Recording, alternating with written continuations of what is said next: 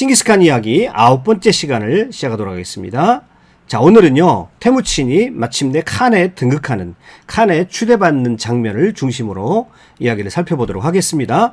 자, 어린 시절부터 무수한 고생과 고통을 겪었던, 정말 모진 시절을 겪어야 했던 태무진이 마침내 칸으로 등극하게 되는데요. 지난 시간에는 태무진의 독립, 태무진이 자모카와 결별하는 장면을 살펴보았는데요. 자모카가 어느 날 태무진에게 유목지를 옮기자라고 말하면서 이런 식으로 말을 합니다. 태무진 형제, 산에 바짝 붙여 서령하자. 우리의 말치기들이 오두막으로 가게 하라. 시내에 바짝 붙여 서령하자. 우리의 양치기, 새끼 양치기들을 골짜기로 가게 하라. 자, 이 말은 뭐냐면 내가 말치기들을 데리고 갈 테니까 너는 양치기를 데려가라. 그러니까 나는 1진부대의 대장이 될 테니까 너는 2진부대의 대장이 되라라고 하면서 태무친을 자기 부하로 취급하는 자모카의 모습을 볼 수가 있습니다. 이 말을 듣고 처음에는 태무친이 무슨 말인지 이해할 수가 없었습니다. 그래서 슬쩍 뒤로 물러서서 자기 어머니와 아내에게 갔습니다. 이 말을 들은 부르테가 자, 그 말이 무슨 의미인지를 알아듣고요. 이것은 결별하자는 말이다 라고 알아듣고요. 그 밤에 밤새도록 걸어서 마침내 자모카와 멀어지는, 즉 자모카와 결별하는 수순을 밟게 됐죠. 그날 밤 태무친과 그의 가족들은 밤새도록 걷게 됩니다. 나름 이 자모카의 캠프 안에서도 여러 소동들이 일어났었습니다. 저마다 마치 이 순간이 일어나는 것을, 즉 언젠가는 태무친이 자모카로부터 독립할 것을 예측이나 하고 기다렸던 것처럼 여러 사람들이, 여러 무리들이 태무친을 따라 나섰던 것입니다. 재미있는 것은요, 자, 귀족들도 있었겠습니다만은 그 중에 대부분은 몽골 사회에서 신분상 하층민에 속해 있던 사람들이 태무친을 많이 따라 나서게 됩니다.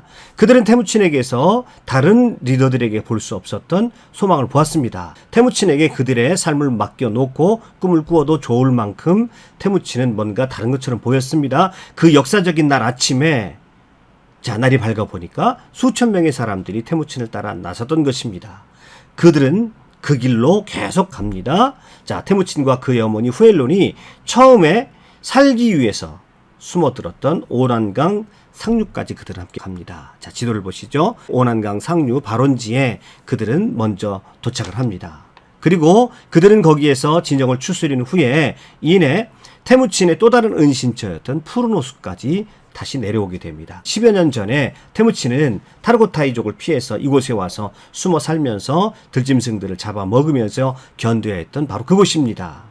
자, 태무친을 따라왔던 그 유목민 그룹들은 이곳에서 약 7, 8년 정도를 지내게 되는데요. 자, 이 시기에는 또 태무친이 그의 자식들을 모두 얻는 시기도 합니다. 자, 그런데요, 이 태무친의 캠프가 기존의 유목민의 것과는 사뭇 다른 점들이 있었습니다. 자, 쿠리엔이란 말을 알아야 되는데요. 몽골족이 평소에 움직이거나 수경을 할 때 유지하는 그 대형 진영을 쿠리엔이라고 합니다. 그런데 이 쿠리엔에서 가장 중심적인 지역이 어디냐면 리더가 살고 있는 오르도라고 하는 지역이 있습니다. 이 부분에는요, 지도자의 계를 중심으로 해서 지도자의 가족과 친척들 또는 그 몽골족의 귀족들이 모여 사는 말 그대로 리더들의 집단입니다. 이것은 소위 엘리트 전사 집단을 형성합니다. 이 오르도를 벗어나게 되면요, 자, 평민 그룹을 만날 수가 있는데요.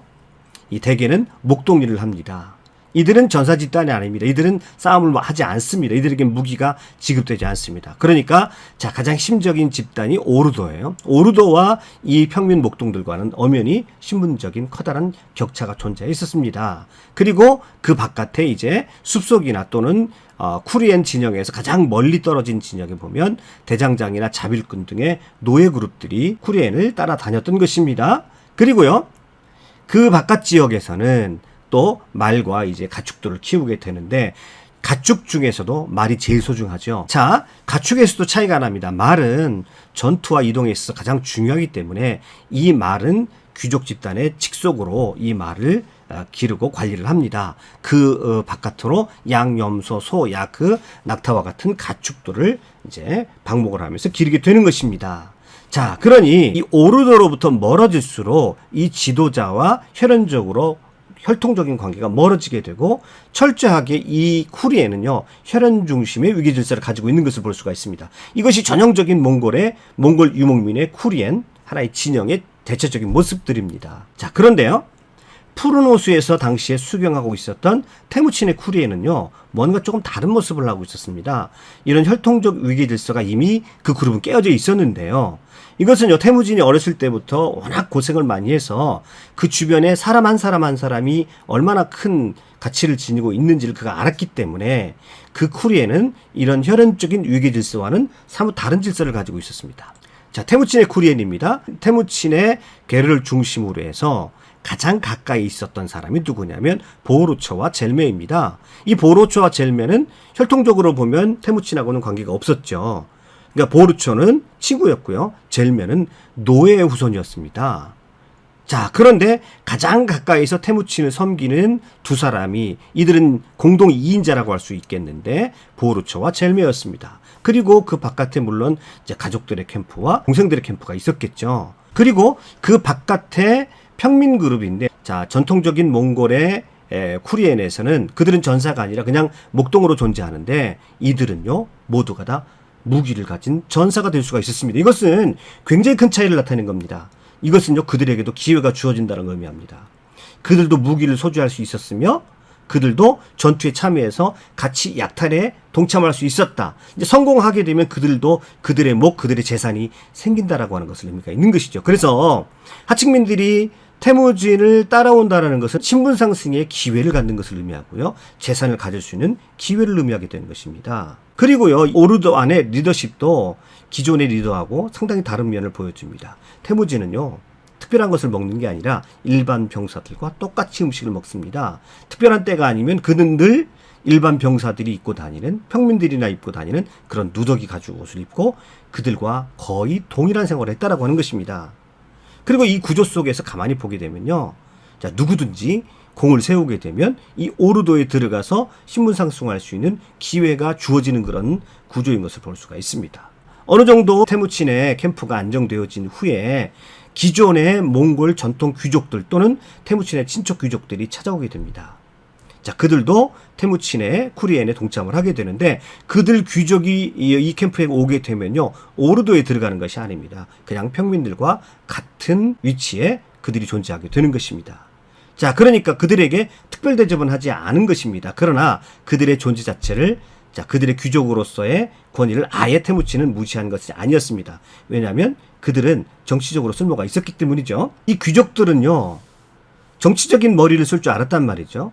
그래서 그들은 어느 정도 이 태무친의 쿠리엔에 들어와서 자리를 잡은 다음에는, 자, 이 그룹이 이 자모카의 그룹과 경쟁해서 이기려고 한다면 빨리 리더십을 튼튼하게 세워야 되겠다라고 하는 그런 생각을 하게 됩니다. 그래서 자, 태무친에게 칸이 되도록 그들은 권면하고 추대를 하게 되는 겁니다. 앞장서서 태무친을 칸으로 추대를 하는 것이죠. 자, 이때 이 추대를 받고의 태무친은 형식적으로 기존의 귀족들에게 먼저 당신들이 칸이 될 것을 권면하기도 하지만, 지금 이 상황에서는 누가 뭐래도 태무친 중심으로 뭉친 쿠리엔이기 때문에 태무친이 칸이 되어야 된다는 것은 누구도 거부할 수 없는 상황이 된 것이죠. 그 귀족들이요, 태무친에게 나와서 이렇게 말을 합니다. 전쟁과 사냥, 약탈의 지도자가 되시오. 우리는 그대를 위해 위험을 무릅쓰고 앞장서며 약탈한 사람과 물건을 그대 눈앞에 갖다 바치리다.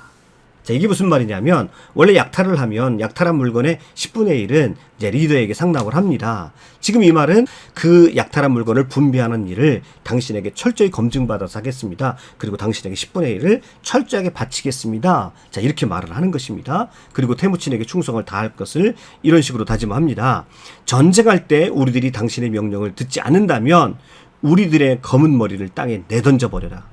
평화로울 때 우리들이 당신의 평화를 깨트린다면 우리들을 죽음의 들판으로 내버리라. 그들의 태무친을 향한 충성을 다짐을 합니다.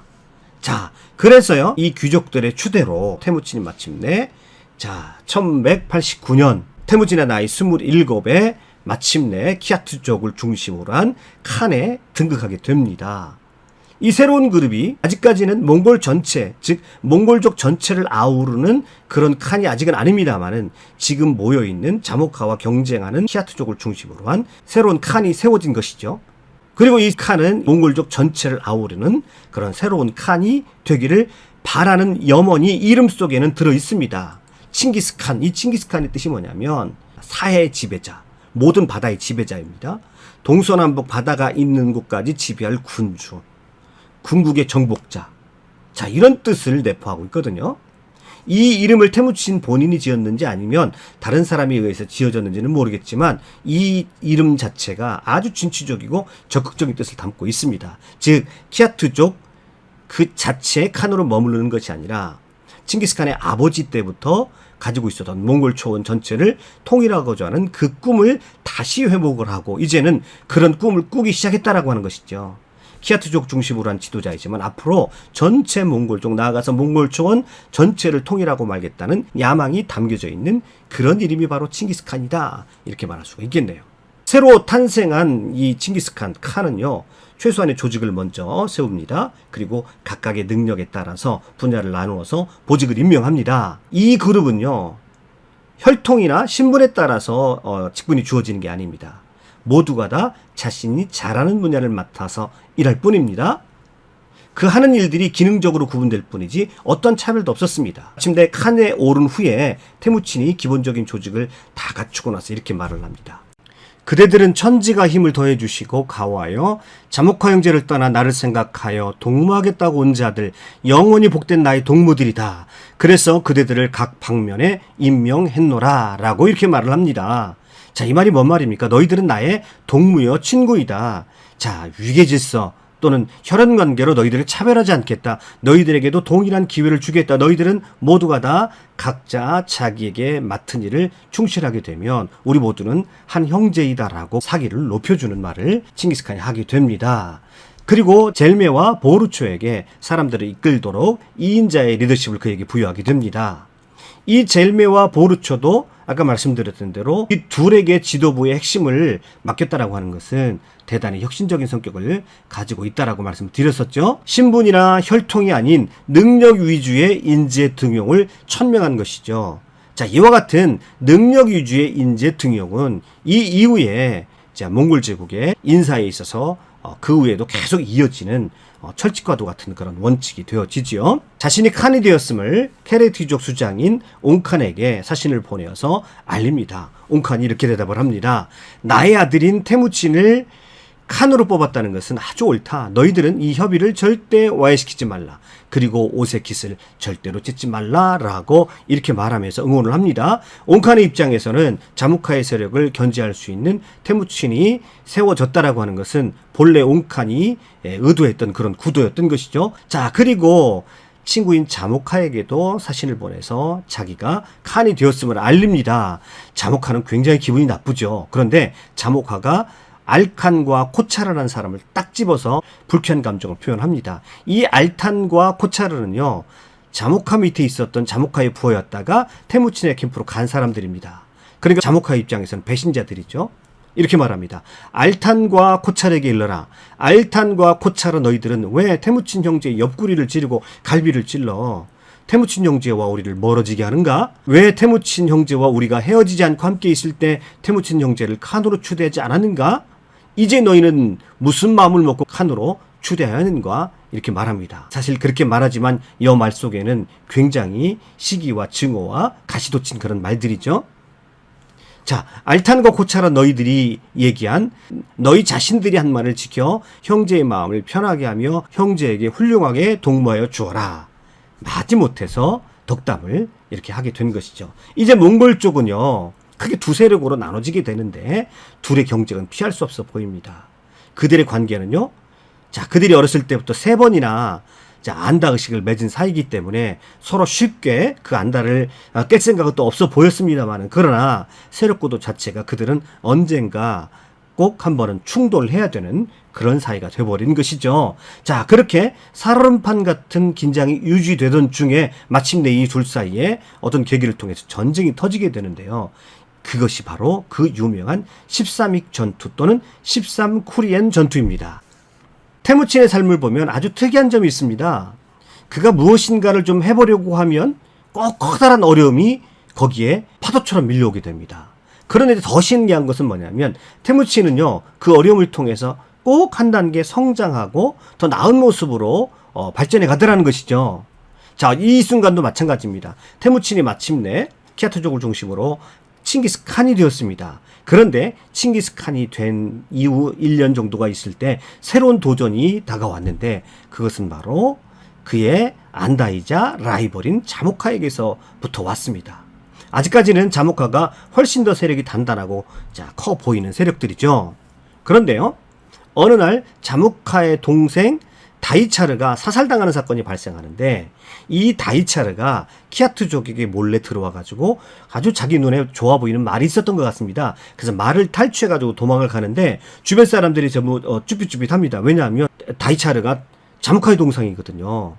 자, 그렇지만 자기 말을 뺏긴 그 말주인 라르말라라고 하는 사람이 쫓아가게 됩니다. 그리고 다이차르를 사살해서 자기 말을 찾아오게 됩니다. 자기 입장에서는 당연하다고 생각이 되겠죠. 그런데 이 사건이 두 세력이 마침내 전쟁을 벌이게 되는 직접적인 기회가 됩니다. 둘 사이 피할 수 없는 전쟁이 벌어지게 되는 것이죠. 테무친의 입장에서도 자모카의 동생이 말을 약탈해 간 것이기 때문에 자신의 캠프에 있는 사람이 그걸 지키는 것은 당연하다고 생각했기 때문에 별다른 사과를 하지 않았던 것 같습니다. 자, 둘 사이의 전투가 벌어지는데요. 자, 아까 쿠리에는요, 몽골의 진영 단위라고 말씀을 드렸죠. 이 자모카가 자신의 영향력 아래 있었던 13개의 쿠리엔들을 모읍니다. 그리고 모두 그들의 숫자를 다 모아보니까 3만 명 정도가 되었다라고 그래요.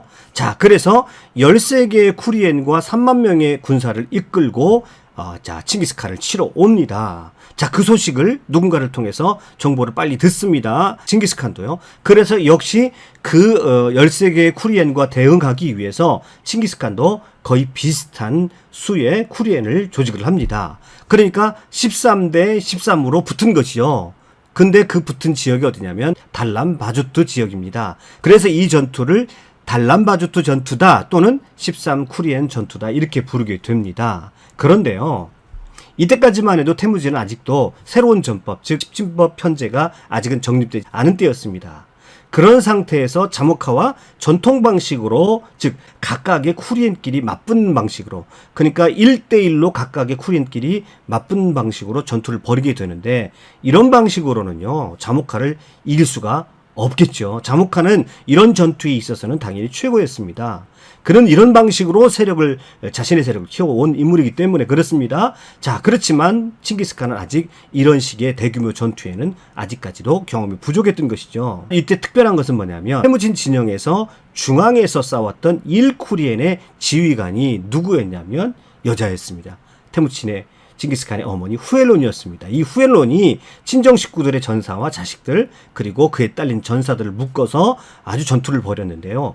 이 1쿠리엔은요 절대 적에게 호락호락하게 넘어가지는 않았습니다. 그리고 2쿠리엔에는요 태무친과 그의 동지들 젤메, 보르초, 수부타이 등 아주 쟁쟁한 인물들이 자 2쿠리엔에 속하게 되는데, 사실은 이 뛰어난 인물들이 여기 하나의 쿠리엔에 묶여 있다는 것 자체가 조금 비효율적으로 아직까지는 이 칭기스칸의 전술 전략이 그렇게 세련되지 못했다라고 하는 것을 여기서도 알 수 있는 장면입니다. 자, 아무튼 이 전투에서요, 이 13쿠리엔 전투에서요, 칭기스칸이 대패를 하게 됩니다. 이 칭기스칸의 군대는 지휘 통제와 편성에 있어서 실패했기 때문에 전투에서 밀리게 되고요. 결국에는 오논강 근처 제렌의 협곡이라는 곳으로 밀려갑니다. 그래서 협곡의 배수진을 치게 되는데요. 이때 13개의 쿠리엔 중에 어머니 후엘론이 이끌었던 1쿠리엔, 그리고 자신이 이끌었던 2쿠리엔, 그리고 8쿠리엔 정도를 제외한 나머지 모든 진영이 다 무너지게 됩니다. 그의 캠프는 철저하게 약탈당하게 됩니다. 자, 이 자모카가요 대승을 거두고 제레의 협곡까지 몰아세웠습니다. 그리고 거기에서 자모카 전투를 이제 멈추게 됩니다. 이 정도면 충분히 자신의 실력을 보여줬다라고 그렇게 생각을 했던 것 같아요. 그래서 군대를 거두어 돌아갑니다. 그런데요, 이때 자모카는 씻을 수 없는 실수를 하게 됩니다. 치노스 왕자 70명을 삶아 죽이게 되는데요. 이건 상징적인 의미였죠. 자신을 배반하면 이렇게 된다. 여기서 왕자라고 표현하는 것은 그들이 정통 귀족의 순수 혈통이라는 것을 말합니다. 자, 귀족이건 누구건 자신을 배반하면 이렇게 된다는 것을 보여주고 싶었던 것이죠.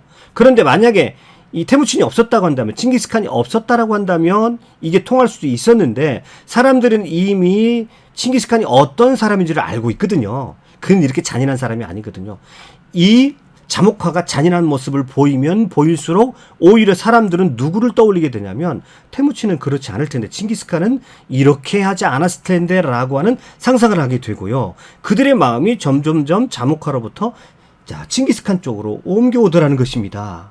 자, 이 칭기스칸이라면 이런 상황에서 시노스 왕자들을 70명이나 잔인하게 삶아 죽이지 않았을 텐데, 자, 그들은 그렇게 생각하면서 자기들도 신변의 위협을 느꼈습니다.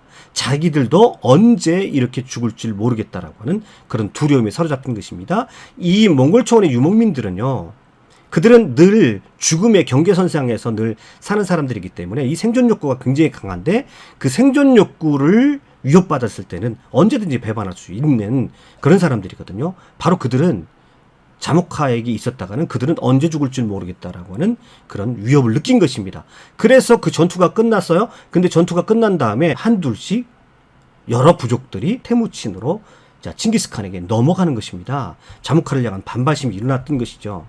만약에 이때 태무친이 아예 죽고 없었다라고 한다면 사람들은 자목하 행동을 받아들였을 텐데, 불안을 느낀 그들은 아직도 살아있는 칭기스칸에게 그들의 마음을 주게 되고, 마음을 주게 되니까 당연히 칭기스칸 쪽으로 많은 사람들이 자, 이동을 하더라는 겁니다.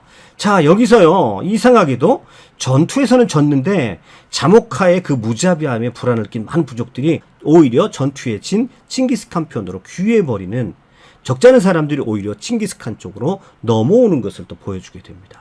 그래서 묘하게 전투는 졌는데 오히려 정치적으로는 칭기스칸이 승리한 모양을 띠게 되는 것이죠. 사람들의 마음이 자목하보다는 칭기스칸 쪽으로 쏠리게 됩니다. 제가 지난 시간에 마음을 넣는 자 천하를 얻는다 이런 제목으로 말씀을 드렸었죠. 역시 칭기스칸은 사람들의 마음을 넣는 측면에서는 자목하보다는 한 수 위였습니다. 자목하가 전투력에서는 더 나았을지 모르겠습니다만은 이 사람을 얻는 문제에 있어서는 자목하는 칭기스칸을 따라갈 수가 없었던 것입니다. 자, 전체적으로 좀 정리하자면 칭기스칸이야말로 위대한 오똑이다, 이렇게 말해야 될 것 같습니다. 정말 지치지도 않고 다가오는 수많은 어려움들을 맞이하면서도 오똑이처럼 그는 아주 신기할 정도로 다시 일어서는 오똑이 같은 인생을 보입니다.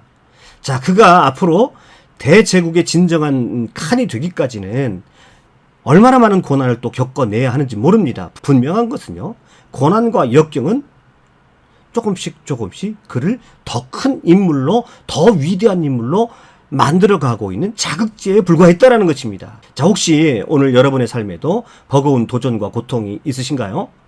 자, 그것은요, 부정적으로만 생각하지 마시고요, 그 과정에서 그 고난과 그 고통, 버거운 도전들이 내가 성장하고 더 성숙한 사람으로 변해가고 내 그릇이 점점 커가는 그런 성장의 도구라고 생각한다면, 그런 것들을 조금은 긍정적으로, 그 고통과 고난을 긍정적으로 볼 수 있는 눈이 생기지 않을까요? 오늘의 칭기스칸의 모습을 바라보면서 우리의 고통과 고난, 어려움들을 바라보는 눈을 성숙한 관점으로 변화시키는 그런 계기가 되었으면 좋겠습니다. 오늘도 칭기스칸 이야기 끝까지 함께 해주셔서 대단히 감사를 드리고요. 오늘보다